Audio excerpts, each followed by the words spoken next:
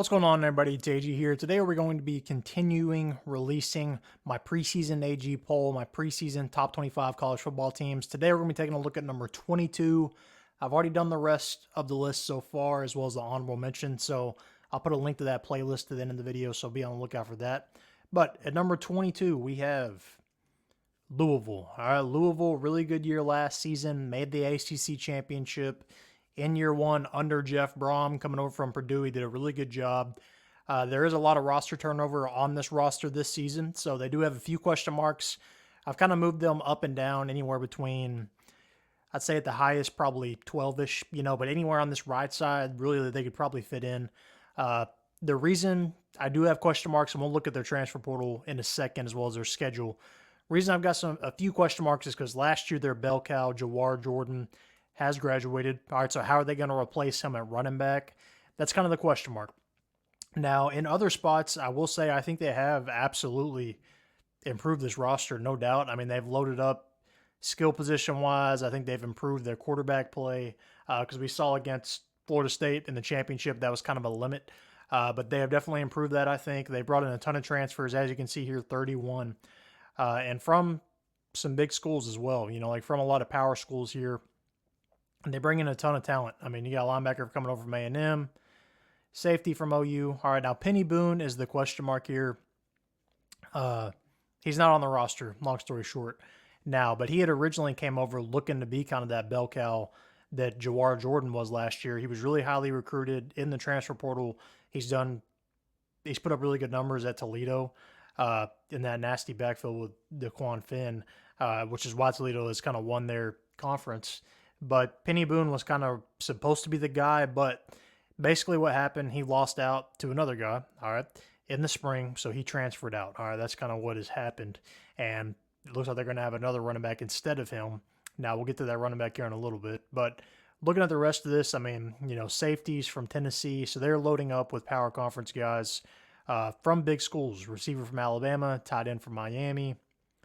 So they're definitely hitting it hard in the transfer portal. That's no doubt. So they have completely revamped this roster. And again, they were good last year. We'll look at their schedule last season a little bit, but remember they beat Notre Dame. I mean, this team wasn't a slouch last year. Almost like somehow snuck into the college football playoff by the season's end. But I really like what they have done in the portal. Their running back most likely is going to be this guy right here, Donald Chaney Jr. from Miami.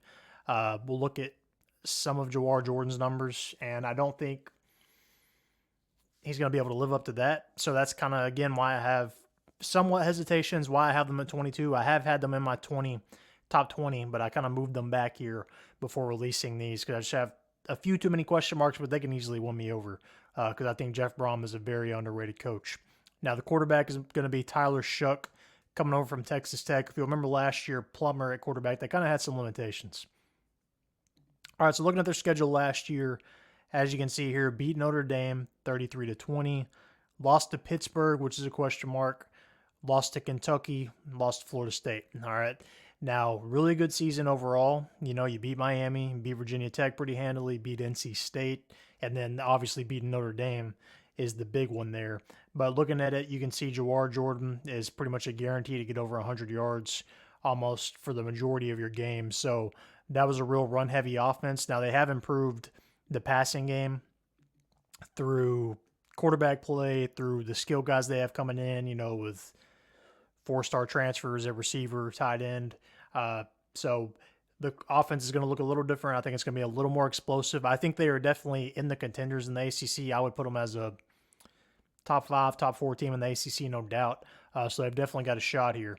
But looking at their schedule this year, I mean, again, it plays out pretty nicely. Georgia Tech isn't a gimme, but they should be able to beat Georgia Tech at Notre Dame again.